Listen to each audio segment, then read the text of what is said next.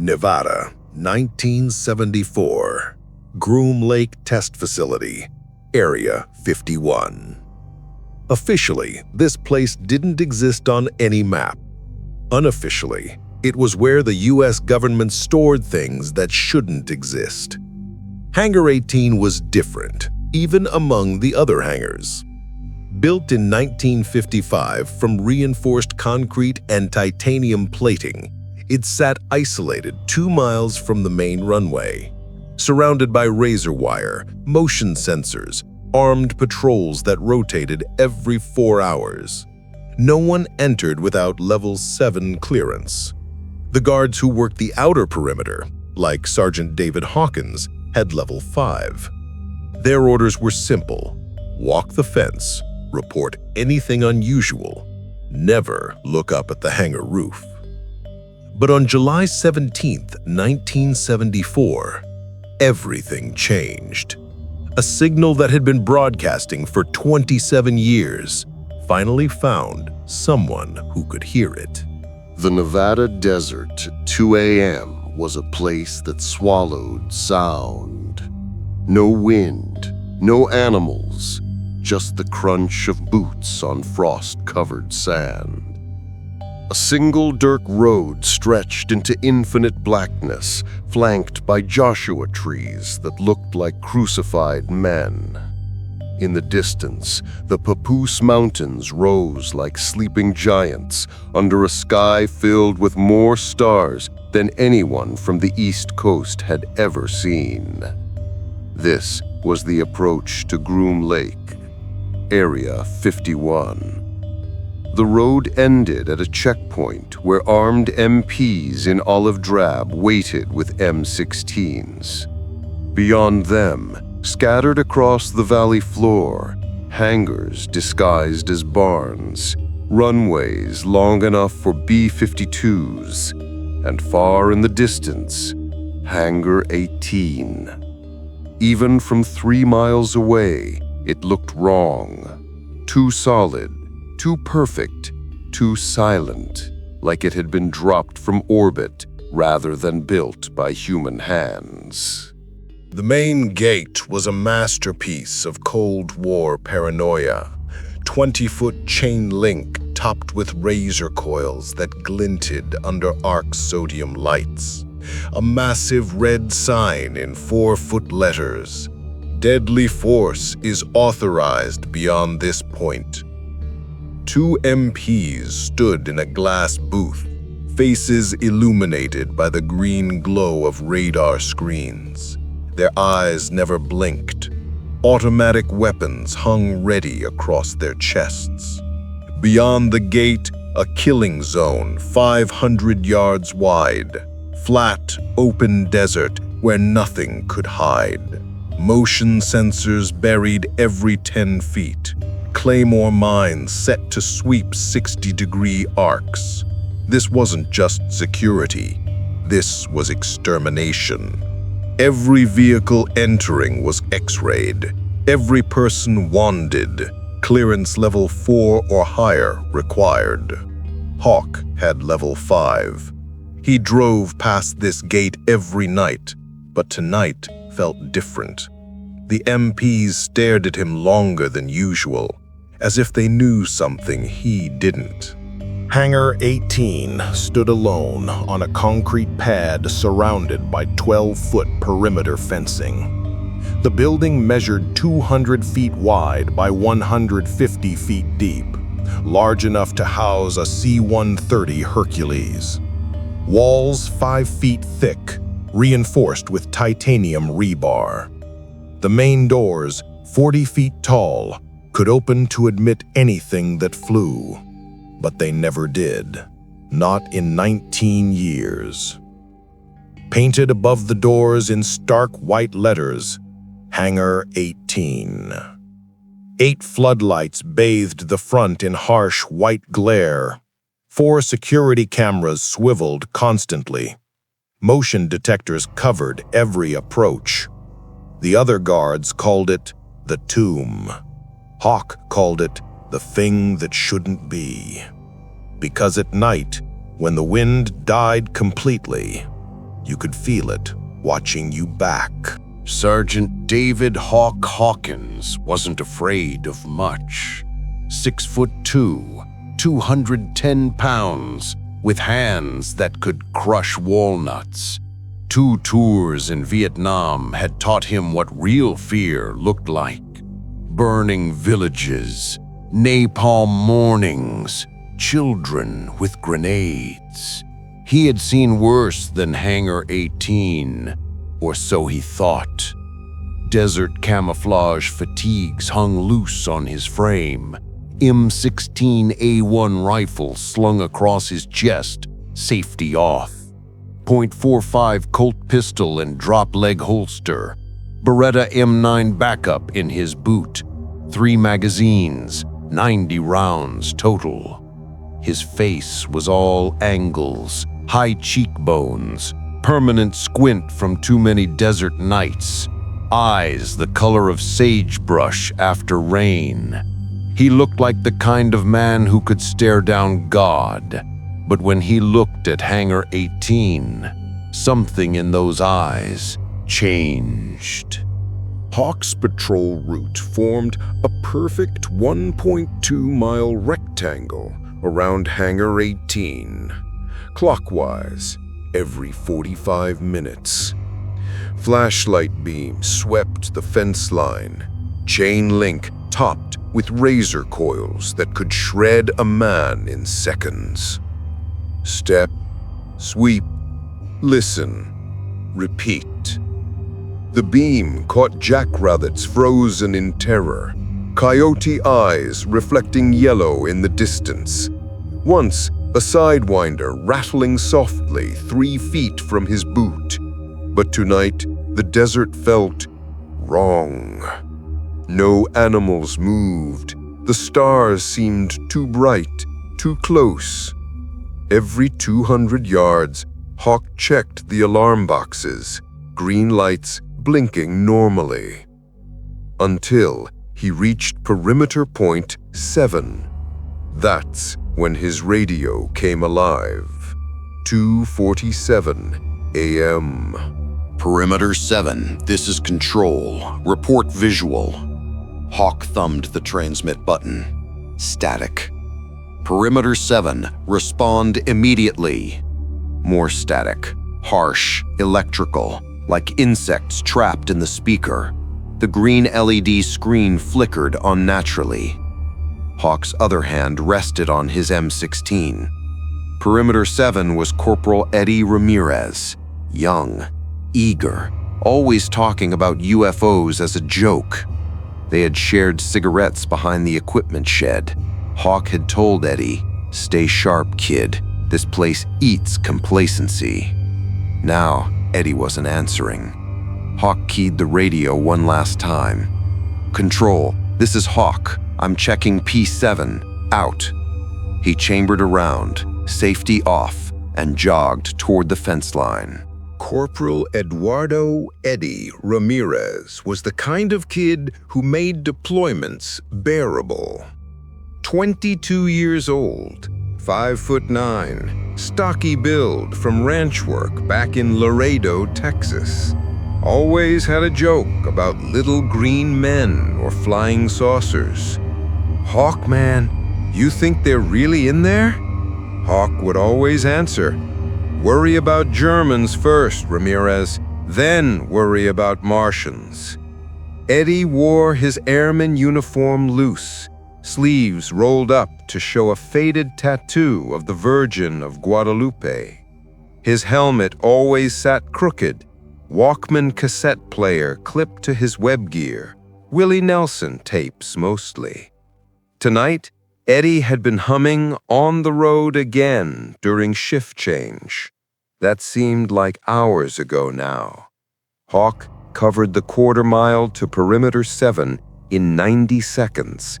His flashlight beam found something wrong.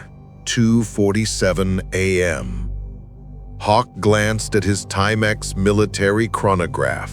Exactly 2:47 o'clock. The red LED numbers glowed like warning lights. He'd make a point of checking this watch every night at this exact time, because strange things happened at 2:47 a.m. at Hangar 18. The first week on duty, Hawk dismissed it as imagination. Second week, he started timing it. 2:46:55, 2:47 o'clock, 2:47:05. 15 minutes of something, a feeling in the back of your skull, like someone turning up the volume on the universe itself. Tonight felt different, though. The air pressure changed, his fillings ached, and Eddie wasn't answering his radio. Hawk found Eddie exactly 12 feet from the fence line, standing completely still, headphones from his Walkman dangling around his neck, M16 slung loose across his chest, not moving, not blinking. Eddie? No response. Hawk approached slowly, M16 leveled at Eddie's back. 10 feet, 8 feet, 5 feet. He could see Eddie's breath fogging in the cold air, so he was alive. Hawk grabbed Eddie's shoulder and spun him around. The eyes. Eddie's pupils had expanded to fill almost the entire iris, black marbles reflecting the distant security lights. Mouth slightly open, but he wasn't screaming. Hawk followed Eddie's gaze straight to Hangar 18. That's when Hawk heard it. Not with his ears, with something deeper. A hum, low frequency, 18 to 22 hertz. The kind of sound that bypassed the eardrum entirely. It vibrated in his teeth, in his eyeballs, in his bones. Looking up, Hawk saw faint distortion above the hangar roof, like heat haze, but blue, shimmering in perfect waves. The floodlights seemed to bend around it. 2:47 and 12 a.m. Eddie finally spoke, without moving his lips. It's singing. Hawk felt his own pupils dilate. The hum was beautiful, like whale song from another ocean. But beneath the beauty lurked something else. Hunger. Hawk shook Eddie harder. "Snap out of it, Ramirez!" Eddie's head lolled like a broken doll. Finally, focus returned to those black eyes. "Hawk, it's singing!" Hawk grabbed the radio. "Control, this is Perimeter 5. P7 is unresponsive. Medical emergency." "Negative, Hawkins. Stand down. Equipment malfunction." The hum peaked at 2:50 a.m. Both men clutched their heads. Hawk saw Hangar 18's roof glowing faint blue, not from lights, but from within. Eddie vomited suddenly, black fluid that smelled like ozone. 3:15 a.m. The hum stopped as suddenly as it began. Eddie collapsed unconscious. Hawk dragged him 300 yards back to the patrol truck. They reported it as heat exhaustion, but Hawk knew better. Something in that hangar was awake. That night, Hawk broke every rule. In his barracks locker, a smuggled Sony Walkman recorder, civilian tech, band on base. Next patrol, 2:46 a.m. He hid behind a boulder 200 yards from the fence, pressed record. Red light blinked in the darkness. 2:47. The hum began exactly on time. Hawk's hand shook as he held the tiny microphone toward Hangar 18. The cassette captured more than sound. When he played it back later in his truck, not just hum, but layered frequencies, whispers beneath the drone, mathematical patterns no human voice could make. Hawk hid the cassette in a hollowed-out boot polish tin. He started recording every night. July 18th, July 19th, July 20th. The signal was getting stronger. August 3rd. Eddie returned to duty. Quiet, withdrawn, avoided Hawk's eyes. That night, Hawk was on the opposite perimeter. 2:47 a.m. Radio call. Perimeter 7. Report. Silence. Hawk sprinted the 1.2-mile patrol route, found Eddie's post empty. M16 leaning against the fence post. Walkman on the ground. Tape still spinning. Boot prints in the sand, leading directly to Hangar 18's main gate. The gate was closed, locked, no footprints leaving. Eddie had walked into a sealed building and never came out. By dawn, command said Eddie was reassigned. His bunk was stripped, locker emptied, personnel file sealed. Hawk knew the truth. Eddie was still inside Hangar 18. Hawk found Eddie exactly 12 feet from the fence line, standing completely still, headphones from his Walkman dangling around his neck, M16 slung loose across his chest, not moving, not blinking. Eddie? No response. Hawk approached slowly, M16 leveled at Eddie's back. 10 feet, 8 feet, 5 feet. He could see Eddie's breath fogging in the cold air, so he was alive. Hawk grabbed Eddie's shoulder and spun him around. The eyes. Eddie's pupils had expanded to fill almost the entire iris, black marbles reflecting the distant security lights. Mouth slightly open, but he wasn't screaming. Hawk followed Eddie's gaze straight to Hangar 18. Hawk counted 12 crates total, each one identical. Brushed aluminum, no markings, heavy locking bars. The jumpsuit men moved with military precision. No names on uniforms, no rank insignia. One man carried a Geiger counter. It clicked wildly near the crates. Another held what looked like a frequency scanner. They positioned the crates in a perfect circle outside the personnel door, exactly 12 feet apart. 2:50 a.m. Hangar 18's side door rolled open silently. No motors, no hydraulics, just opened. The men carried crates inside single file. Hawk counted them going in, never coming out. The door closed, blue light visible through the crack until the last second. Hawk's nose started bleeding at 2:55 a.m. The strongest hum yet. He watched one crate get dropped 3 feet to the concrete.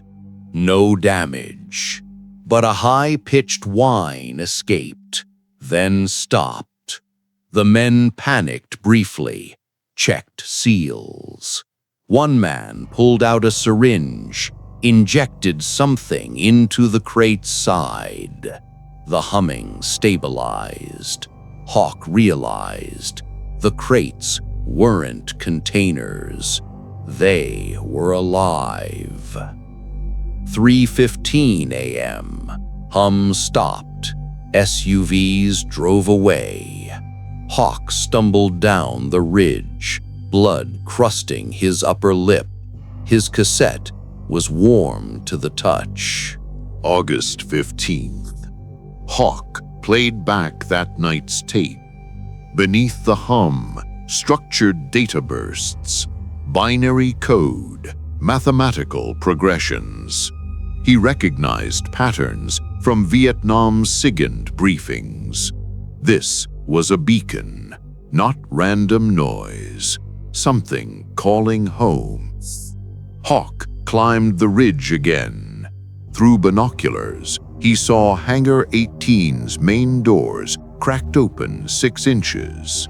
Blue light poured out. Inside, rows of IBM System 360 mainframes, hundreds of them, connected by thick cables to a floating blue sphere, 3 feet diameter, pulsing every 1.8 seconds, exactly matching the hum's rhythm. It wasn't resting on anything. The cables connecting sphere to computers pulsed like arteries carrying blue plasma. Not copper, not fiber optic. IBM terminals displayed columns of alien glyphs, then translating to binary, then to English coordinates. Hawk's cassette captured it all. Signal strength, 87%. Target acquisition, 42 light-years. Arrival window, 2023 to 2027. The sphere rotated slowly, revealing hundreds of tiny lights underneath, like compound eyes. It was looking for something or someone. Hawk's vision blurred. 3:15 a.m. Everything went dark. Hawk woke at 4:17 a.m., nose bleeding black, not red blood, metallic residue, cassette deck battery dead, tape inside melted at the edges. He stumbled to his truck, drove to base hospital. Doctor found abnormal brain activity. Like you've been microwaved, Sergeant.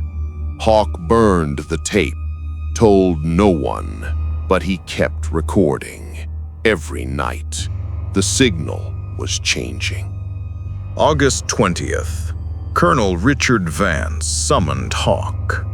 50s, crew cut, eyes like ball bearings. Sergeant Hawkins, sit down. Vance opened a manila folder stamped Cosmic, Top Secret. You've been busy with unauthorized recordings. Hawk's stomach dropped. They knew. Vance leaned forward. That signal has been broadcasting since 1947. Hawk froze. Roswell wasn't a weather balloon. Hangar 18 contains the beacon. It's calling home. Vance slid photos across the desk. Roswell debris field, July 1947. I-beams 10 feet long, etched with symbols, lightweight as balsa wood, stronger than titanium. That sphere, it's the power source. The computers, translators. The signal, invitation. Hawk's melted cassette sat on the desk. The symbols matched exactly.